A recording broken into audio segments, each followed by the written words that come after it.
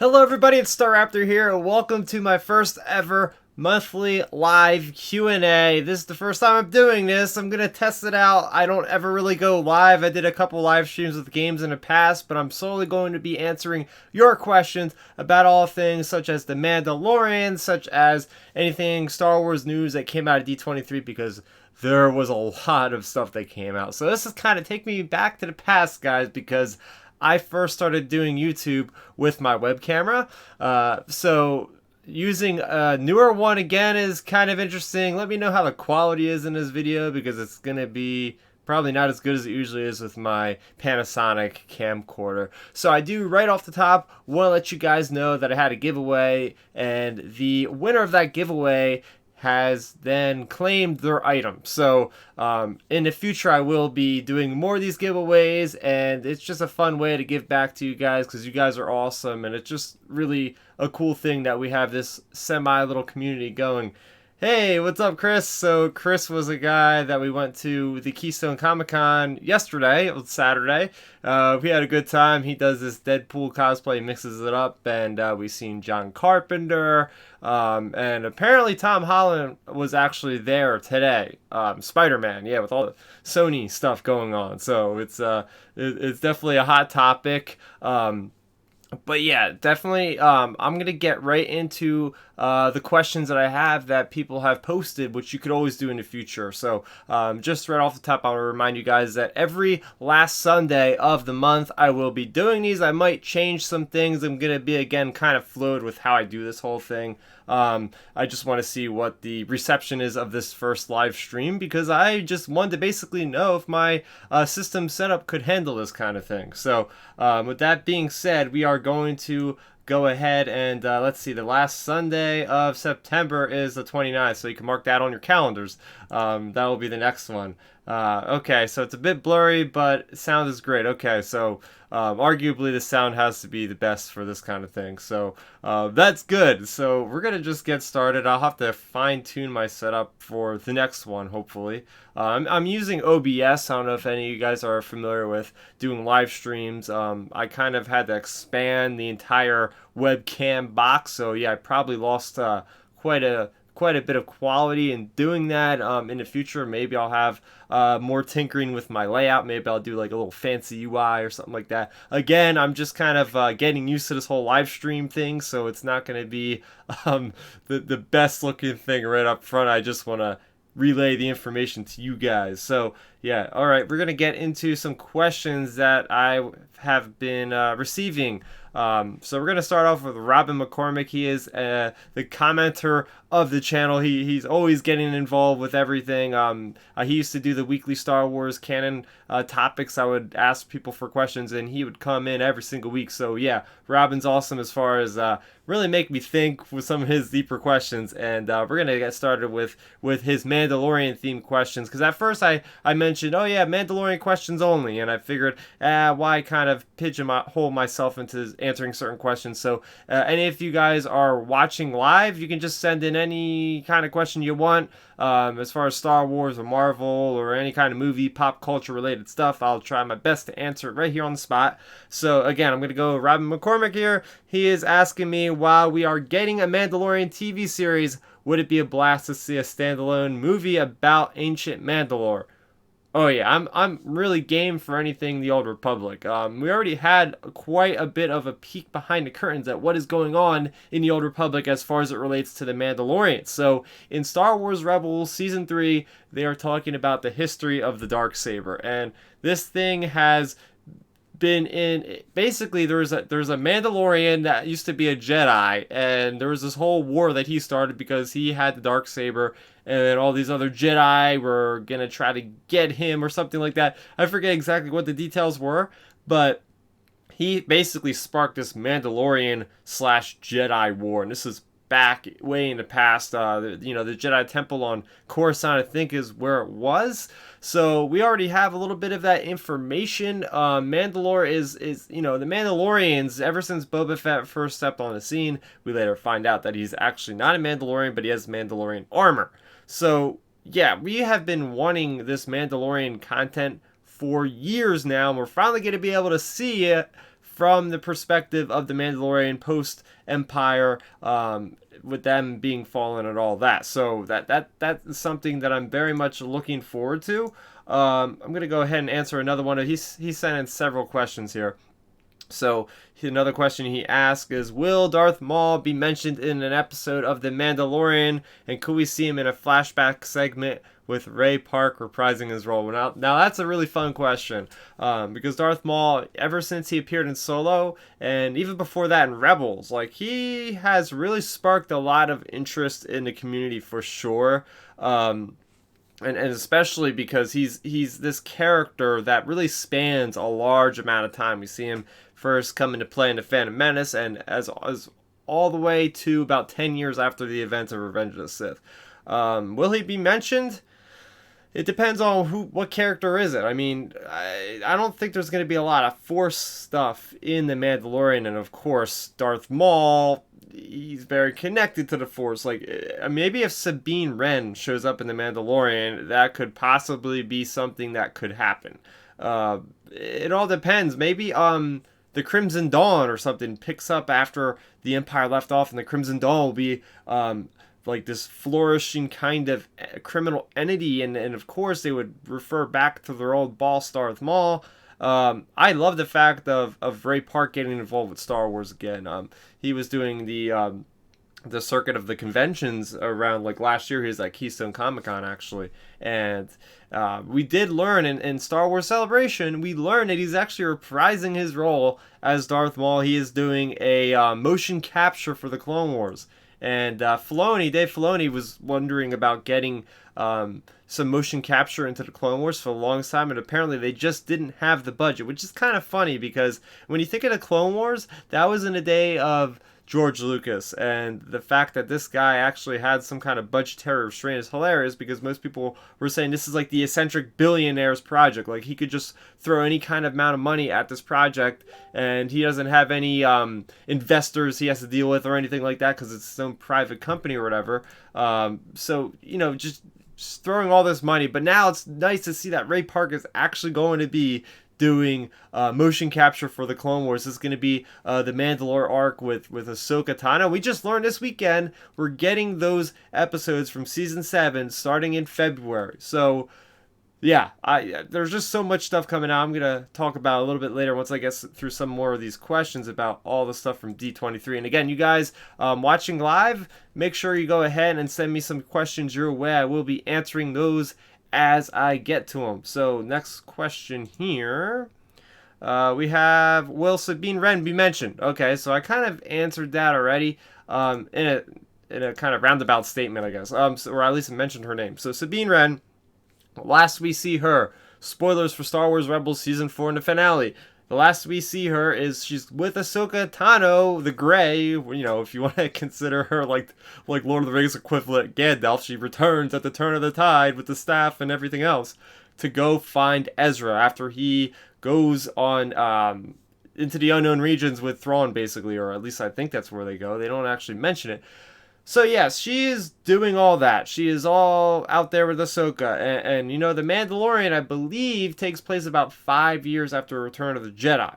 And we know that Sabine goes on this journey with Ahsoka after Return of the Jedi. We're just not certain about what the time period is or how long she is there. So it certainly is a possibility. And being that Sabine Wren is a Mandalorian herself, like, it really does make a lot of sense. It really does make a lot of sense because she had the Darksaber at one point, and she gave it to Bo-Katan.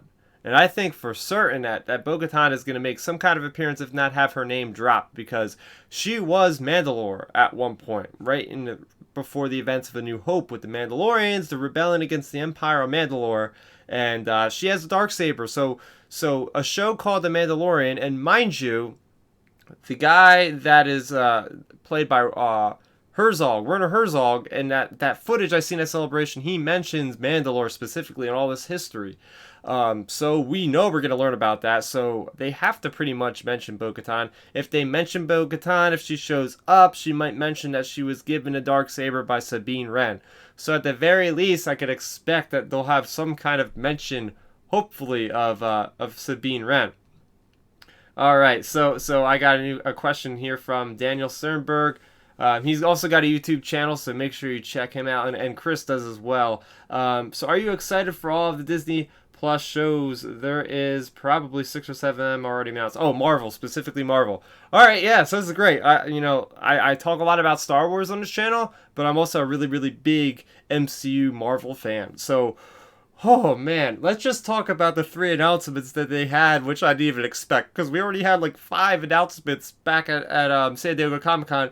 They go and drop the bomb on us again at D23. Moon Knight, we got Ms. Marvel, and we have a She-Hulk.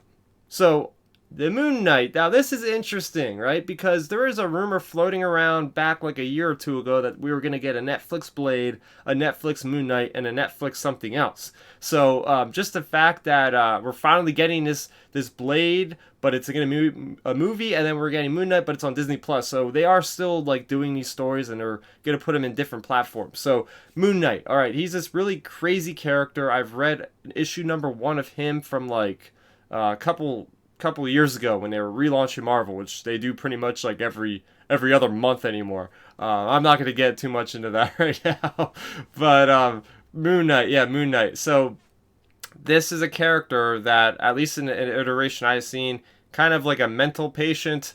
He has these like white wrappings and everything else, and I really do not know a whole lot about him, to be honest with you. But I'm just excited they're bringing another like really obscure character. Being that he is in the Disney Plus universe, that means he's going to be connected to the MCU, which is a very cool thing with the Disney Plus, because it's going to see like different aspects of these characters interacting with the MCU characters. So I'm just excited to see something obscure. The other thing, Ms. Marvel. This is really really cool character. She's basically, I believe, I don't think I've ever read anything with her in it specifically. I think she can, stretch her limbs and stuff like that. She's also let's see, like a Middle Eastern descent, so it's really cool to see that represented in MCU now. And She-Hulk, really cool. We're gonna get another lawyer type story in the MCU, right? We already have Matt Murdock, which I mean, yeah, he was in the MCU, even though you don't really see that it's like actually gonna amount to anything, unfortunately.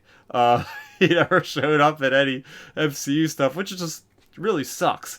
But She-Hulk, she's really cool. She's basically exactly as it sounds, a She-Hulk, and they announced the actual actress for that, and I'm just not sure who she really is. The other 2 other shows, they didn't really specifically say if they were what is it, live action or animated. Now they have the What If show, which is really cool because it's an animated show about what if this happened. Like, for instance, they showed footage of the people in the room, and it was about Captain America if it was Peggy Carter. So it's like, this is really fun stuff where it's like, all right, what happened if this character was this, and how would that play out? So I'm gonna really enjoy that show. Let's see, the one I really like the most so far is Hawkeye. After I seen Endgame, like that whole sequence when he was what is his name? Not Ragnarok. I don't know what I was thinking of. What is his name? He's the guy from Guardians of the Galaxy. Oh, jeez, I can't believe I'm forgetting his name. This is what happens when I'm on a live stream, guys. I just slip my mind. So yeah, I can't edit it on the fly. It'll come back to me. But that character of him with the blade and all that, oof. Ronan, there we go. I got it. Ronan.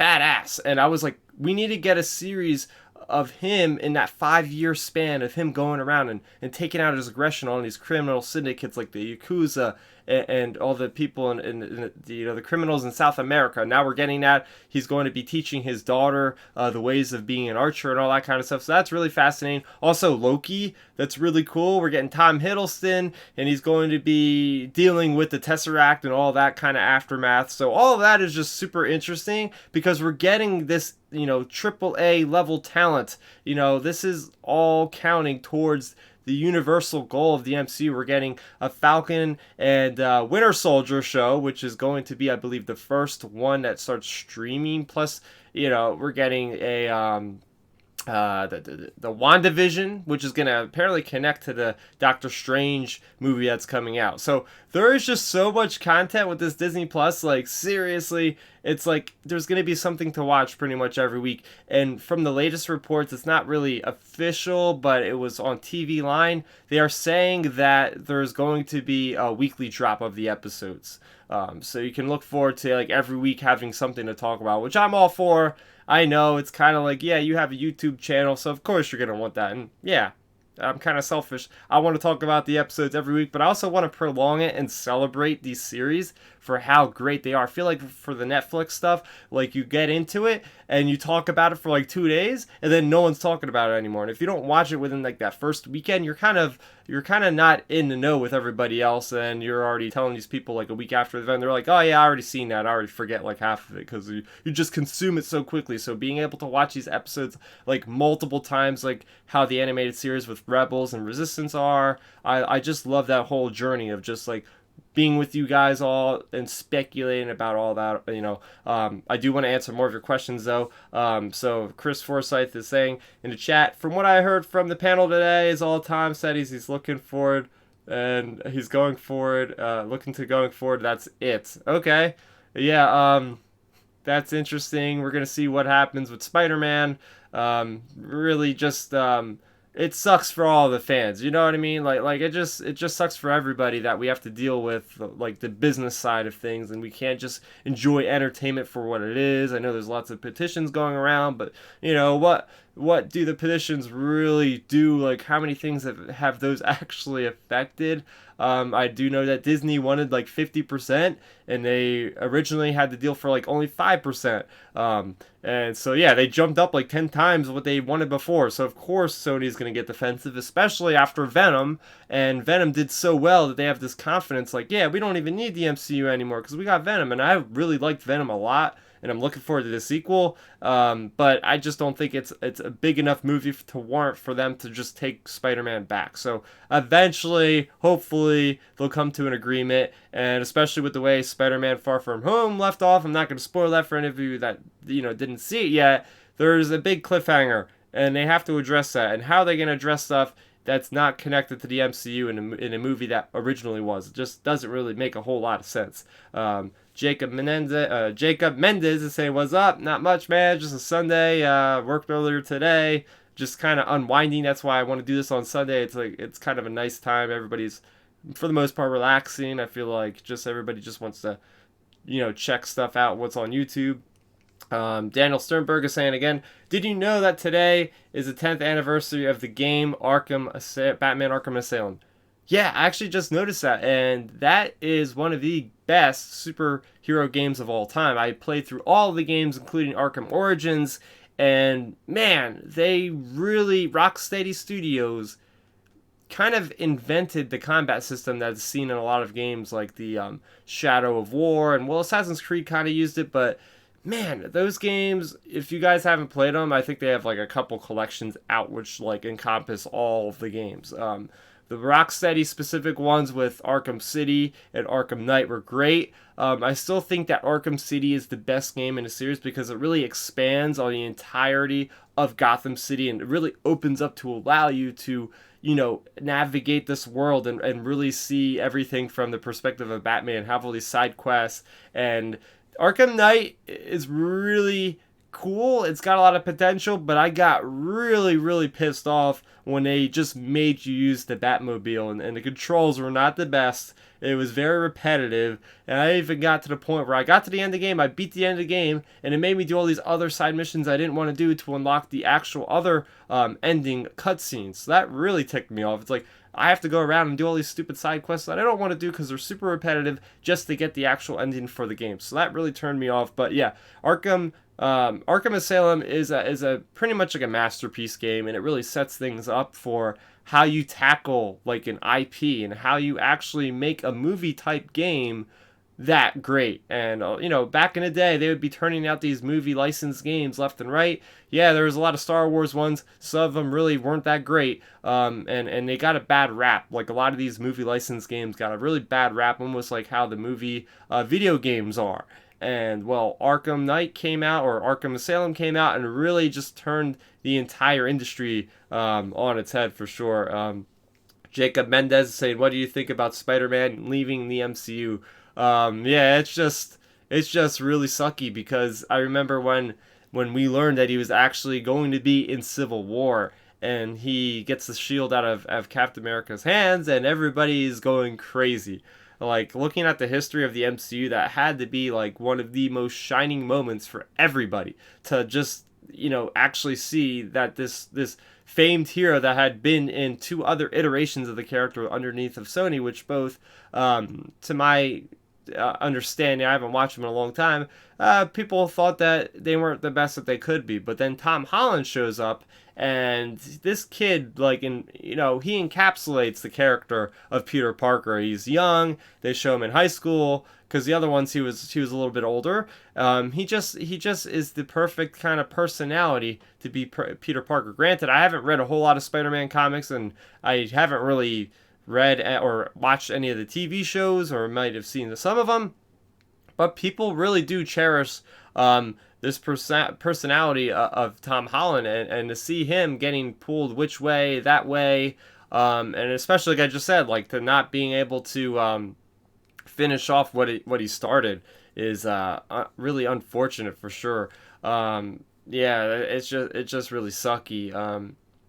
But yeah, anyway, I do want to talk about a little bit what I've been playing. Speaking of video games, a large part of this month of August, I was playing my virtual reality headset, the Oculus Quest, and man, this thing really blew my mind. And I haven't played it in a couple days, but let me tell you, this thing is awesome. It's like the first mainstream headset that you can access that will actually be able to be used anywhere you go. Like, you don't need a super powered PC. You don't need to set up like these sensors on your ceiling and all. You don't have any wires that are hanging from the ceiling. You have no inhibitions.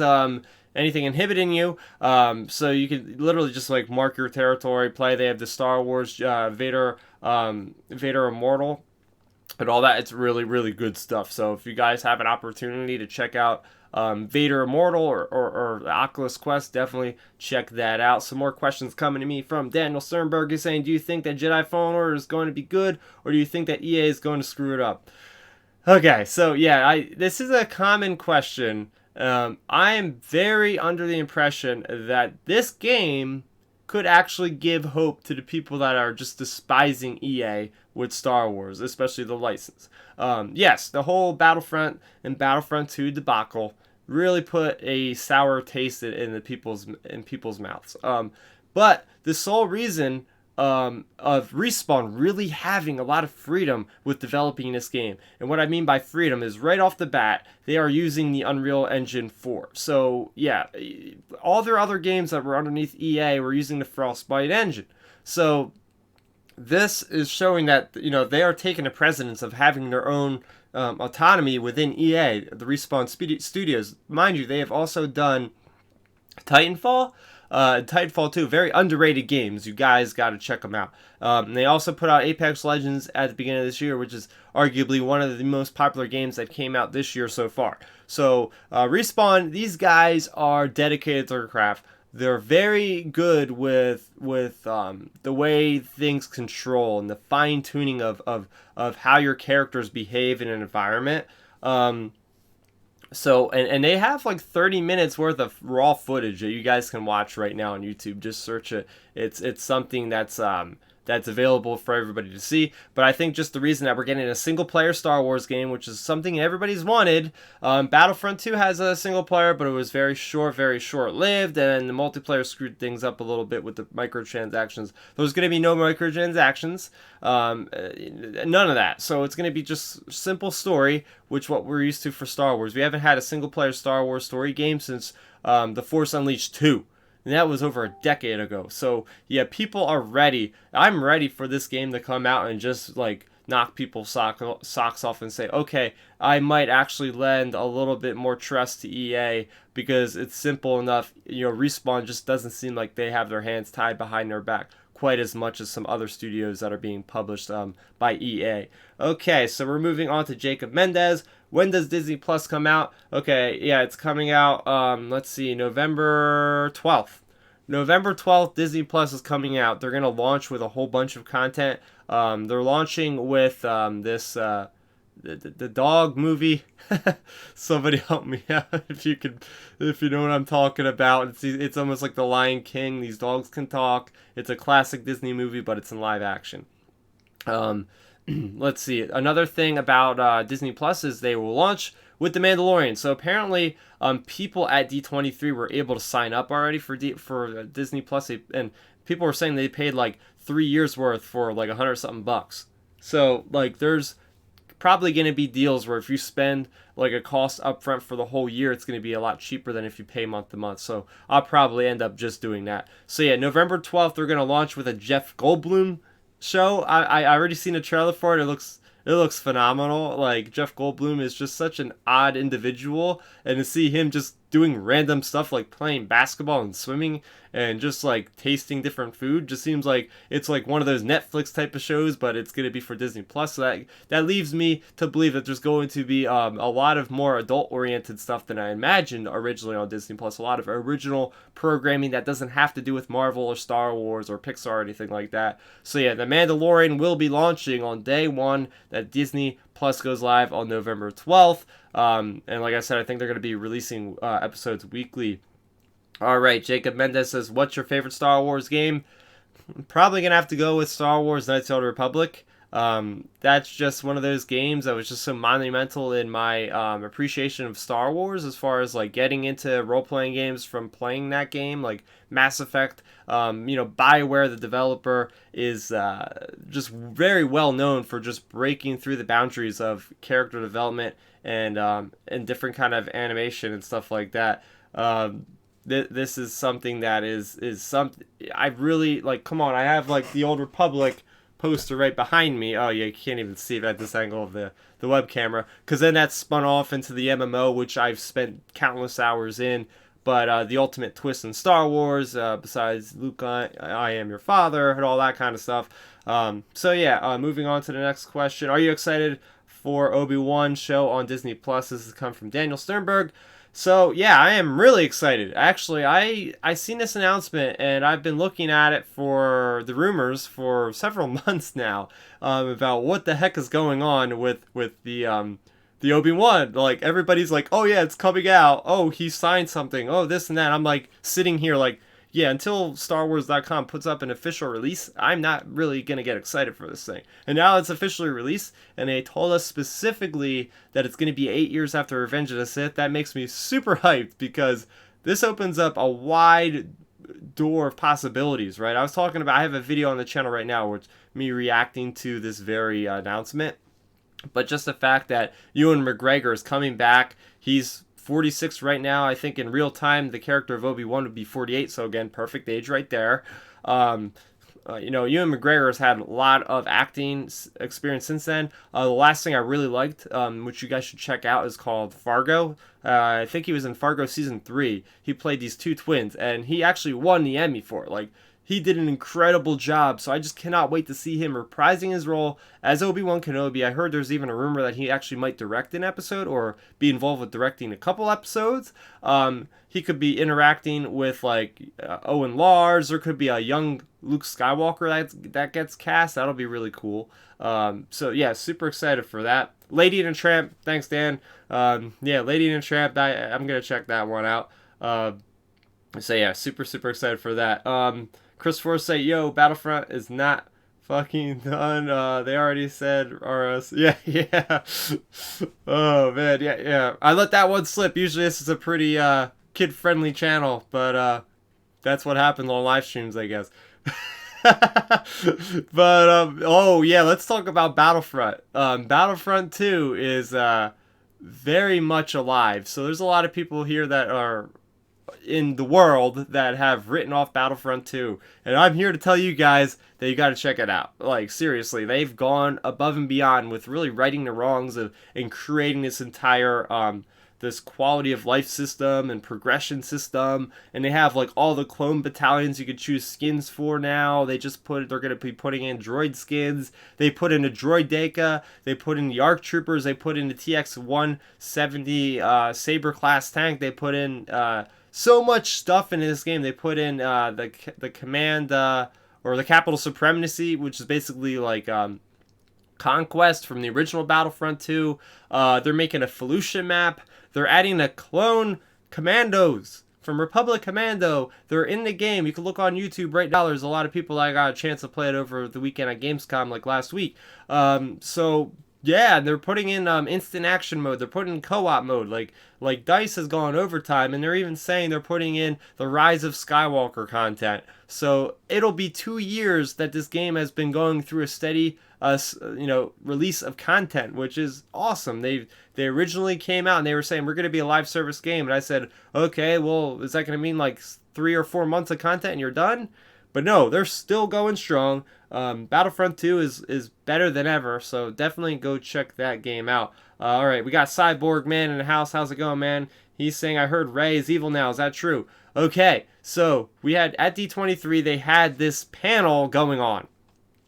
They were talking about all the movies coming out for Disney, and they had the entire cast of The Rise of Skywalker up on stage, including Carrie Russell, who hasn't been on stage yet, talking about she's going to be Zori Bliss.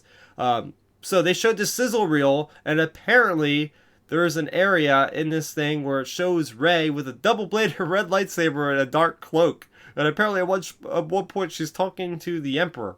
Like, or at least she hears his voice. Now, they haven't shown this stuff to anybody yet, but there's rumors going around that tomorrow they're going to release this video that had all this content in it for the public. So my guess is that it'll be released during Good Morning America, which I believe is from 7 to 9 a.m. Eastern time. So we'll see what happens there, and I'll definitely be having a video up of me breaking down like all those like individual frames.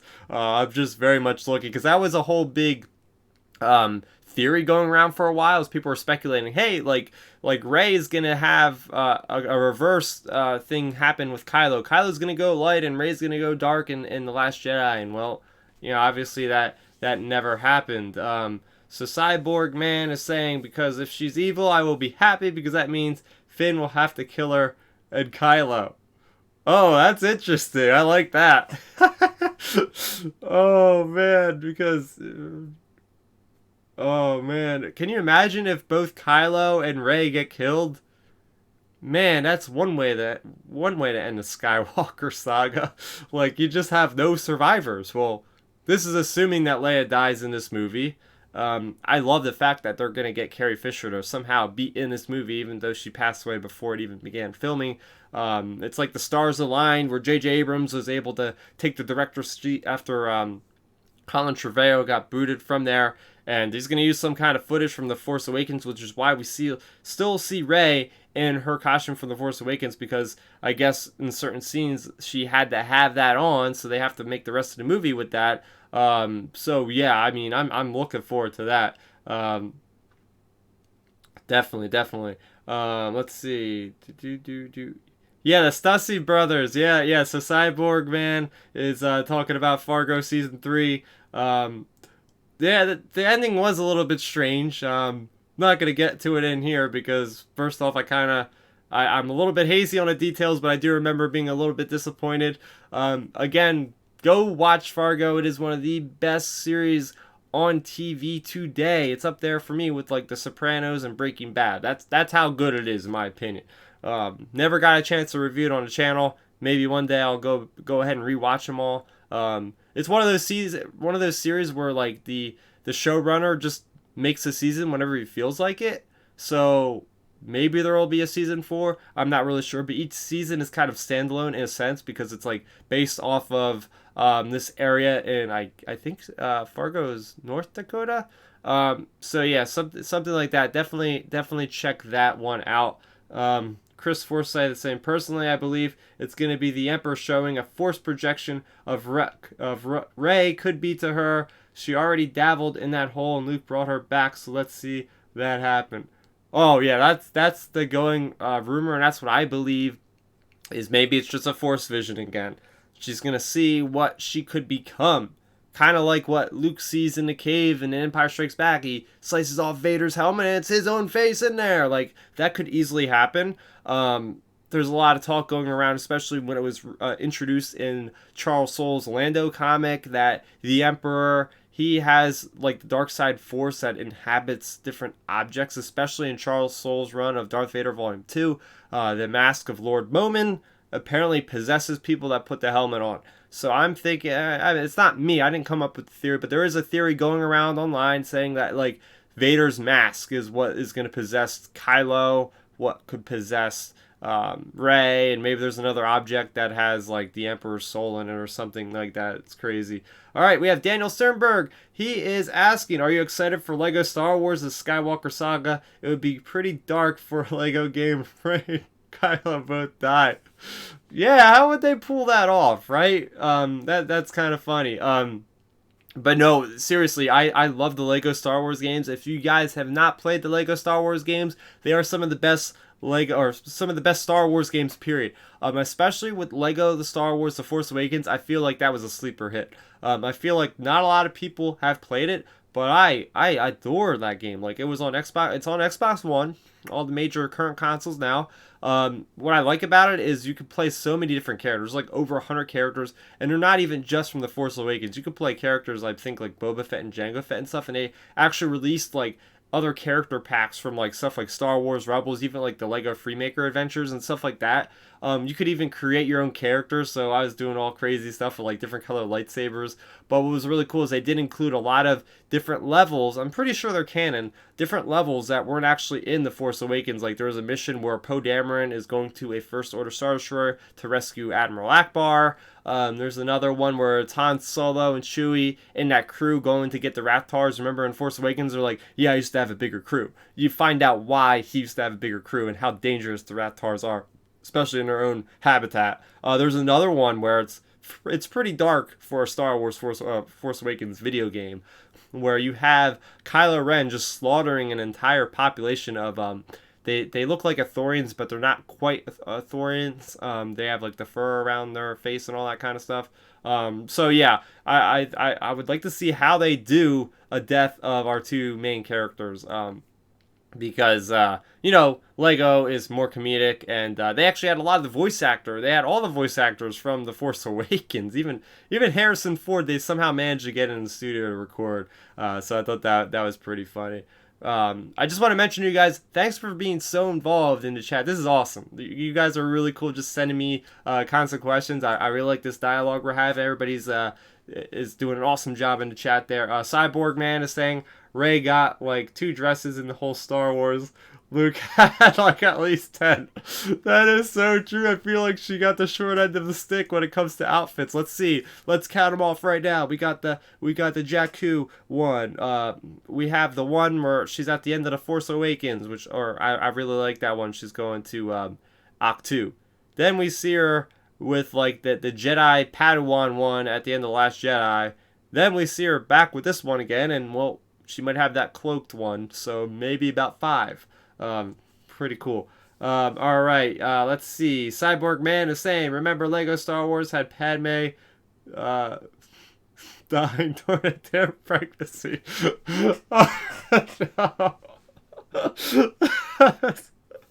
Oh god, that's I don't really remember that moment. Probably just because I blocked that out of my brain, because I can only imagine how that would look in a like okay. That's pretty funny. All right, Chris Forsyth is saying, what about Palpatine's clones and that possible rebuilding of Vader's helmet in a clip with Kylo in a white room? Oh man, Chris is really getting into this theory tonight. I love it, man. Keep sending me those awesome questions. All right, so we're talking about Palpatine and how he has clones, and that's been my kind of ongoing theory. And this goes back to what even in the Thrawn novel, like he's trying to explore the unknown regions, and he's obsessed. The Emperor's obsessed with the unknown regions. He's feeling a dark eminence of the Force, and that's why he sends Vader and Thrawn in Thrawn alliances, and they end up at Batuu. They learn about the Grysk and all that. I have all that on the channel right now. You can go check it out.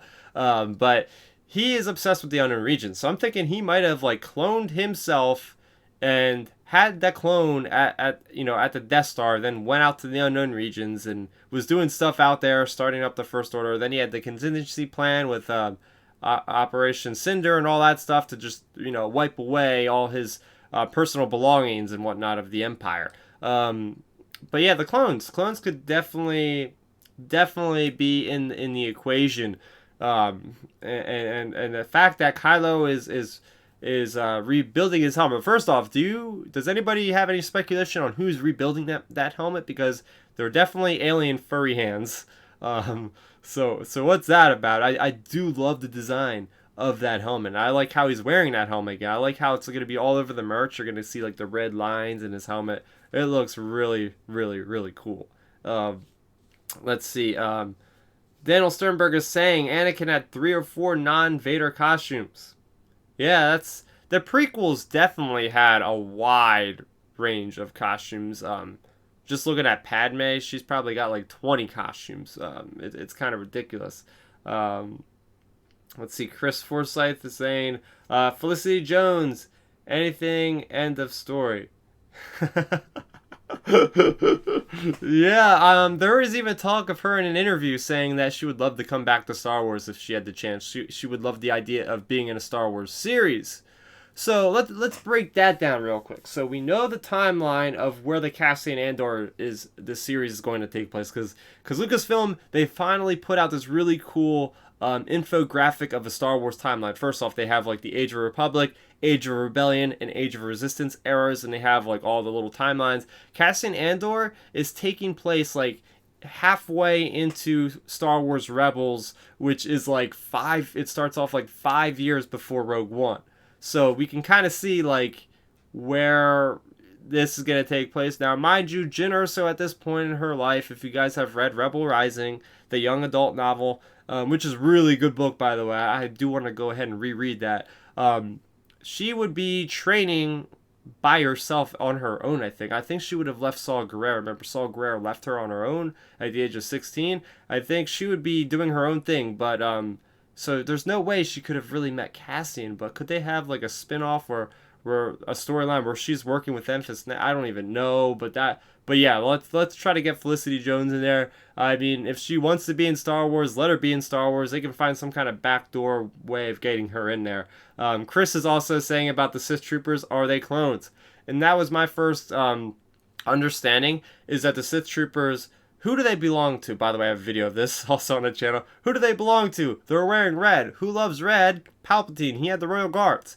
And they invoke such a Phase 2 clone trooper design with the way that their visor kind of bridges into the mouth kind of thing, whatever you want to call that. So why wouldn't they use clones? Even in The Force Awakens, Hux or Kylo is saying, hey, look, why don't you just use the clones instead?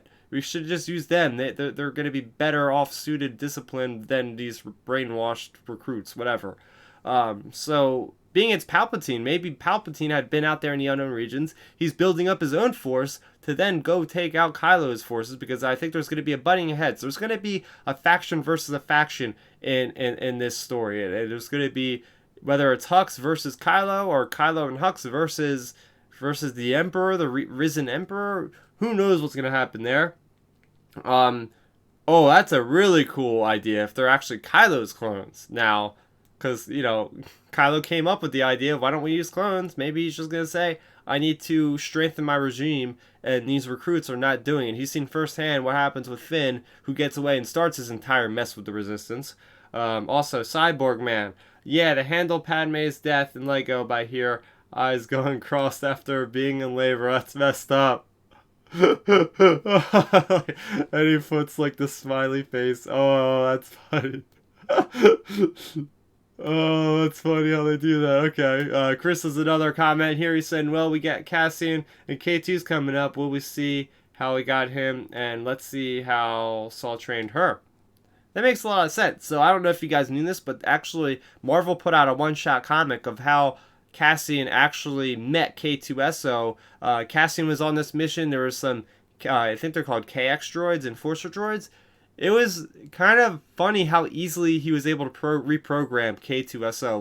Like all he did was go up behind him and hit like a big red button essentially, and then it was K2SO turn to fight for Cassian. But there hasn't really been any discrepancies in the canon. But what's to say they couldn't recreate that scene? Because if they're gonna have K2SO in a Cassian Andor series, I think people are gonna want to see how they first met. So I don't know if they're gonna just recanonize what they do in the live action series or whatever. But that's kind of cool. And yeah, I mean we're gonna get to see K2SO. So if we see Saw and Forrest Whitaker, by the way, this guy loves Star Wars, and I love him for that because like he's so enthusiastic. Like he wants to be part of every Star Wars thing. Like he was part of Star Wars Rebel. You know, now he's going to be in Star Wars Jedi Fallen Order, which just blew my mind. Seeing Saw in his prime fighting with Cal Kestis and all that on Kashyyyk. So I could definitely see that. I would love for that to happen for sure. I mean, we don't even know what this Cassian Andor series title is called. Maybe it's not even going to be called Cassian Andor. Maybe it'll be called like Rebellion or something. And then that way they won't be tied to just focus on Cassian Andor all the time. Alright, we have Daniel Sternberg. He's saying PewDiePie hit 100 million subscribers. He promised a 12-hour Minecraft live stream at 100 million subscribers. That is just ridiculous. Those numbers are absolutely absurd. It's just like, how do you get that many people? It's just insane. Like how long did it even take him to get to that like first 1,000 subscribers or whatever it was? Just see like, and Minecraft, not really Minecraft guy. I tried it out. I'm just not really creative for that kind of thing. The most creative I ever got with games is probably Roller Coaster Tycoon, and I think I ended up like killing most of the people that came to the park because, yeah, it wasn't that good for me. Okay, so Cyborg Man is saying, I believe that Palpatine is the Death Star too. All right, so I'm guessing he means is in the Death Star too, and that would make sense. And then there's another theory going around where you see that Palpatine is going into the core, that blue energy emanating after he falls down. Could that be his spirit? Could his spirit be going into Vader's helmet, and lying dormant there, and then that is what is gonna possess everything? That could be another idea. Yeah. So Chris is saying again about the clones, about the Sith troopers. Kylo's saying they were inefficient regular stormtroopers. Yeah. Now that you say that, that really now I'm really leaning toward they could be Kylo's. I mean, it would make sense if they were Kylo's. Didn't know he was such a big fan of Red, but I guess that's striking image there, and it will cause fear into the enemy, seeing these red troops just really efficient at killing machines. All right, we got Cyborg Man. He's saying, and the gang needs to go there to stop Palpatine inside the Death Star 2 fragment. Oh, he's saying that Palpatine is actually the Death Star too. Not IG-88, not like that legend story where IG-88 was apparently the mainframe of the Death Star 2. The Palpatine spirit is the Death Star 2. And how is the Death Star 2 of Palpatine's visage reaching out to Rey in the Force? Whew, that is a pretty cool theory that I haven't seen before. And it is quite fascinating. You guys are awesome, just vibing off each other in the chat. Love it. Awesome stuff, guys. Daniel is saying, do you think that episode 9 will bring in some elements from the Dark Empire trilogy? Yes, certainly yes. I think that's the most quoted thing that this storyline is going towards, is the Emperor's clones. And certain people turning to the dark side. Now with Rey turning to the dark side, she could be like the reciprocal of Luke. Chris is saying I would call it Cassian Timo. I think they made a joke on D23 panel saying Alan Tudyk was saying it was K2 K2 fast, K2 furious or something like that. Oh man, yeah, that's quite interesting. But man, I'm just really looking forward to this footage. Hopefully coming out tomorrow. We've been treated to so much Star Wars in the last like 3 days. It's kind of mind blowing, like how much stuff. Yeah, we talked a little bit about Clone Wars, talked a little bit about Obi-Wan Kenobi, um, Resistance. I don't know if any of you guys watch Star Wars Resistance. I freaking love that show, and if you aren't watching Resistance because you think it's too much of a kiddie show, then you are doing yourself a disservice, because Resistance is something that started off kind of not rocky, but I didn't think I would really enjoy it too much. But as we got into the second half of the season, they start incorporating a lot of elements that tie directly into The Force Awakens. The synergy there is awesome, and now we're getting an announcement. It's the final season. It's going to bridge the gap, guys, between The Last Jedi and The Rise of Skywalker. So if you want to know what happens roughly in that 1 year gap, a large portion of that story is going to be dedicated in Star Wars Resistance. Even Kylo Ren's going to appear. Captain Phasma's been in there. Poe Dameron's been in there. They actually got Gwendolyn Christie and Oscar Isaac to actually voice their characters in the series. So, yeah, definitely awesome. I'm not sure why Season 1 isn't on Blu-ray, but it's on DVD. Like, who the heck buys DVDs anymore? So that really ticked me off. Like, come on, I can't just buy this thing in high definition. It looks beautiful. Let's see. Chris Forsyth is they did that at Celebration. Yeah. Yep, it's pretty good stuff there. All right, Jarek Tam. Hello from France. Thanks for your passionate Star Wars content. I'm looking forward for Star Wars Resistance Season 2 and the links that with Rise of Skywalker. Hey man, thanks a lot. Thanks for joining the chat. That's why I have this going on for you guys out there. How are things in France, man? What part of France are you from? I'm from here in New Jersey. But yeah, no, it's definitely a series that you guys have to check out. The animation is absolutely beautiful. It's got a different kind of animation than you're used to with Clone Wars or with Star Wars Rebels. It definitely evokes more of a anime-esque, which very vibrant. But yeah, the character Kaz, really cool guy. Christopher Sean voices him. He's all over social media. Really cool with interacting with the fans. Chris Forsyth is saying, please watch Resistance. I saw the first one at Celebration, and it gets much better. Oh, I was in the same room as you. Yeah, me and Chris were both at Celebration. We didn't really know each other until after we both live in the same area. But yeah, it was a good episode. They showed Season 2, Episode 1. I'm just kind of mad that I'm never going to see another Star Wars Resistance panel. Like, unless they have it at New York Comic Con. There could be a chance. They've had Rebels panels at New York Comic Con, so we'll see that. Cyborg Man is saying, I only saw 15 Resistance were left after The Last Jedi. Not sure what that is. All right, we got a message saying, Mike Hawk. Have you seen Mike Hawk before? I'm not familiar. Oh, cool. He's from Jarek is from Paris. Yeah. Got to get out to Europe one of these days. Looks amazing. I gotta go. I know you guys had a little bit of a heat wave, which was kind of crazy a couple weeks ago. Dan is saying, I went to Galaxy's Edge recently. What? You did? It was so cool. I felt so much like a Star Wars world. Even the Coke bottles were circular and had Orbish on it. I bought Han Solo's dice, which are very realistic. Oh man. We gotta talk about Galaxy's Edge. That's opening up in Disney World in a couple days. I'm gonna be going to Star Wars Celebration at Anaheim. Almost an entire year I have to wait to get there. Unfortunately, it'll be here sooner than I realize though. But I'm gonna go out to the one in Disneyland first, and so this is a good topic. I want to talk about Galaxy's Edge for just a couple minutes, guys. I'll get to your questions in a minute here. But yeah, talking about Galaxy's Edge, I went to the panel during Star Wars Celebration. That's when they revealed that Coke bottles were in Orbish. Such a cool little touch. So Dan, tell me, did you go on the Millennium Falcon ride? What kind of things did you do there? Because I wanna go to like everything. I'm gonna probably drop like $500. Easy $500.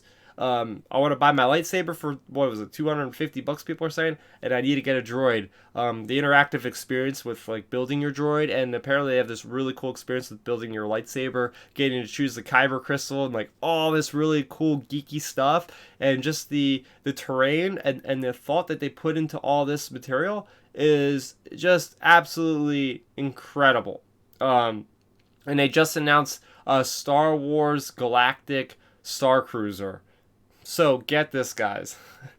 It's a 2-day, 2-night experience, mandatory. That's all you can say. It's going to be at Disney World. It's going to be connected to Galaxy's Edge, and you're basically going to go on a land cruise. You're going to join your place in this ship with the other people in your group. You're all going to enter into these pods, and you're going to go from Earth to this planet or to this cruiser. It's a Corellian cruiser. It's like a brand new design in Star Wars. You can check it out on StarWars.com. If I actually get better at actually using OBS in the future, I'd be able to pull this up instantly and show you guys. But I don't trust myself enough right now to be comfortable doing that. So just look it up. But it's so cool. Like, you're going to be able to do, like, stuff on the bridge. You're going to be doing lightsaber trainer mode, stuff like that. A lot of cool stuff. Let's see. While I wait for some answers maybe from Dan about his trip. Cyborg Man is saying, bro, have you seen the animated shorts called Star Wars: The Galaxy of Adventures? Oh yeah, they're great. That's some like really bite-sized content that's even more anime inspired than the actual Star Wars Resistance TV series is. They're awesome. I just wish they were longer. Like, I watch them and it's like 30 seconds. It's like, boom, it's over already. I'm like, oh man, they showed some really cool stuff. Like, they showed one thing where it was like Captain Rex on Endor and all this stuff, and it was clearly him, but then they're saying like some of it isn't exactly canon exactly. But they're just like really good, like bite-sized stories, especially if you have kids or you know, nieces, nephews, whatever. You can introduce them to Star Wars by showing these little clips because they're bite-sized. They're on YouTube, Star Wars Kids YouTube channel. Really cool, really charming stuff, and they do a great job with animating those as well. Chris is saying, dude, I just went to a Rebels panel this weekend. That's right. So the voice of Ariana Price, as well as Zeb himself, Steve Bloom, was at a panel at Keystone Comic Con. Unfortunately, John Jackson Miller and Vanessa Marshall couldn't make it, but yeah, they're all great people, and I wish I was there. That was on Friday. Somebody, unfortunately, I cannot pronounce your name because it is not in English font. Or in English in general. I sound like an idiot for saying that. Sorry. But he is saying, or they are saying, is there a Dark Ray question already? Yes, there was. So I was just going over about how we're actually going to see the footage hopefully tomorrow. We're going to get something, I think maybe would be my speculation. Good Morning America, kind of refresh YouTube around 7 to 9 a.m. on EST time. You might see something pop up on the Star Wars YouTube channel. Very exciting though. Dark Ray, double bladed red lightsaber. We haven't seen that since the Phantom Menace, and I'm just drawing a connection right now, guys, where it's like, holy crap! Like, this is it's coming full circle. We had a double bladed red lightsaber in the Phantom Menace, and we have a double bladed red lightsaber for the last movie of the Skywalker saga in The Rise of Skywalker. How cool is that? All right, questions are coming in quick. Love it, guys. We got Cyborg Man, probably the best animated version of Star Wars out there, and it's a shame that they only lasted like 2 minutes per clip. Yeah, I know. It's really a shame. I mean, they're continuing to make them. So they're continuing to make those shows. So just hang on. Maybe they'll actually make original content. That would be my wish. If they actually like go out and make like original little stories with that same kind of design, be awesome. Forces of Destiny was also a really cool design show. And that one had some cool reveals, like Leia meeting with Sabine Wren and Jyn meeting with Sabine, I believe, and stuff like that, and learning how Leia got the Bouche armor for the bounty hunter when she went to Return of the Jabba's palace and meeting Maz Kanata. A lot of really cool connections, and I think it's done for sure. All right, so Dan's coming back with an answer to my Galaxy's Edge questions, what he did there. He's saying he went on the Millennium Falcon ride. It was really weird to see Hondo in live action. The single ride on line is a lot shorter than a normal line. Some of my friends bought the $200 lightsabers. Oh, okay. So he pretty much experienced most of it. Yeah, the Millennium Falcon ride, it's basically like an upgraded version of Star Tours. You can actually pilot the ship. You can engineer, like fix the shields and stuff. You can fire the guns. And it looks really immersive. Apparently your ship can get damaged and people will react to you if you messed up the ship. Apparently bounty hunters could be gunning for you, stuff like that. So I think it's got a lot of potential. I'm just kind of disappointed that Rise of the Resistance didn't open up. And again, it's not really going for me. I'm going to be seeing it when I go there a year from now. but I know a lot of people are holding off with going to Galaxy's Edge, and it makes a lot of sense because it's a lot of money to go until everything is up and running. So Rise of Resistance opening up at the end of this year in Florida, and it's opening up I think in January in the California park. So that's going to be like a standing, walking around, shooting things, having lightsabers. It's going to be a real good time. Let's see, and let's see. We're going to the bar. Let's see. Oh, gotta scroll up a little bit. All right, Chris is saying, "Yo, man, I got this chick over, and she's as much a Star Wars nerd as me, but we're going to the bar. Nice to talk." Okay, nice. Thanks for joining, man. Have a good night. All right, Cyborg Man. I like the one with Yoda on Dagobah, where Luke asks him if he's seen Yoda, and they show a flashback of Yoda in the prequels. Oh, that was so cool. I really liked that one. That was a really good episode. And also, fun little fact is that Mark Hamill was actually the one that voiced him. It was a little bit weird though, I will say. Like you could tell that Mark is older and voicing like his younger self. It threw me off just a little bit. Uh, we got another question here. Darth Axel, hey Chris, you looking forward to the new trailer? Oh heck yeah, man! Like I'm really looking forward to just seeing and hearing what everybody's been talking about.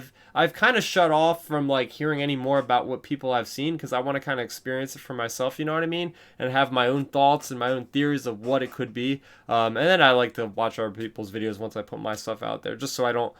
Just so I can come up with my own opinions, you know what I mean? I know it's a stupid thing, but that's the way I do it. But yeah, thanks for joining in, Darth Axel. It's good to hear from you, man. Dan is saying I saw a person get stopped by the First Order. They are like life-size ships planted all around Galaxy's Edge. Yeah, they have like the A-wing. They have a T-70X wing. They have like one of the shuttles of like cookies at Docking Bay 7. They have the TIE Echelon, which is a brand new ship that hasn't been in Star Wars. So maybe we'll see that one in Resistance.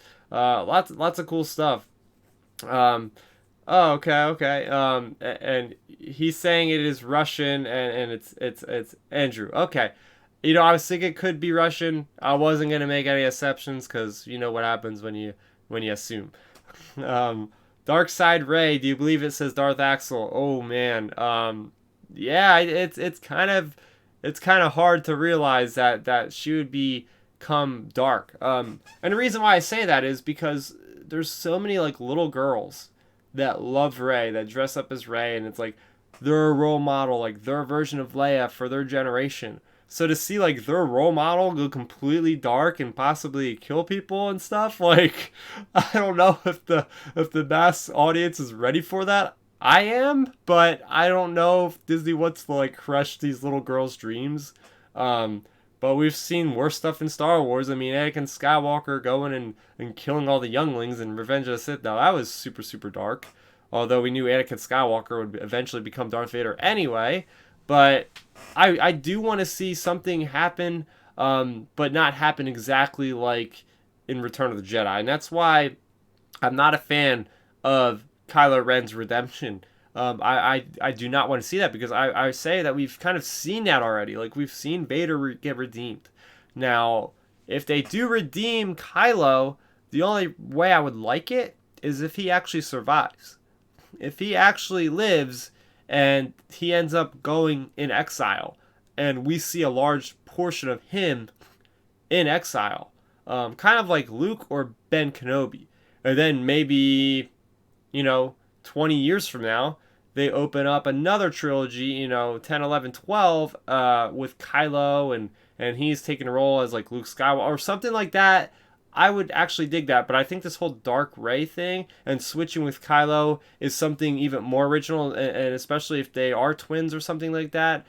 That to me would be something that I would enjoy more than just the redemption of Kylo Ren. So yeah, wow. I think I've been going over an hour talking with everybody on here. This has been an awesome night. This has been a success. I would say in my book this has been a success because we've had constant conversations with a select few of you throughout the evening. So yeah, I'm gonna actually start to close things down. But I really do appreciate everybody continuing to not just comment on here, but comment on my videos constantly on, not just Star Wars, but everything.